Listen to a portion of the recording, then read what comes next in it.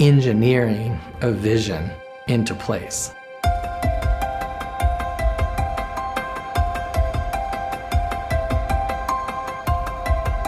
Not just designing building that would meet code and meet the program needs, but designing based on vision. Everything we draw, everything we plan, will continue to multiply that story of God in that space. As a little kid, I loved God's work before I loved the God of the work. And I remember looking at how the wind pushes through wheat fields, seeing the waves in the ocean, and then at night, seeing the sky's dome. Someone designed all this. Just that word design, it sparked this imagination that was planted into all of us. I had that same picture that I can't see what's pushing those waves, but there is a force that's invisible. And I thought maybe the greater work of design, especially a visioneer, is to help people see the unseen.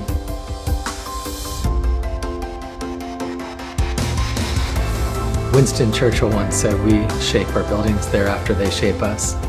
And I was finding that a lot of church architecture was forming barriers, not bridges. They're teaching from the pulpit about a God of order and beauty, and they're in this disjointed, ugly space, and it's confusing. And if we apply practical theology and design, we're going to design spaces that go with the message. Sometimes a space, you feel something in it.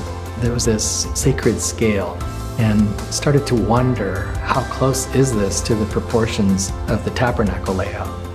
And as we started to draw, we started realizing that there were so many hidden messages in that space. In a wedding ceremony, the bride would come in where the sacrificial altar would appear in the outer court. And it's almost now symbolic of giving up yourself to become part of someone else. The verticals rising up and the German hammer beam trusses almost emulate the idea of trunks and branches and trees. Even the idea that the stone is natural stone, a lot of irrigation, a lot of different textures and colors, it symbolizes this chapel is a space for everyone. We always start with story. Then we start talking about space. It's not even really about walls and floors and ceilings, it's about how they create space, how those are used to create a scene. And then the last is style. People in their place and what their passion is. So when we see people, place, and passion, that then translates into the story of that people. The space that they're in and the style follows after that.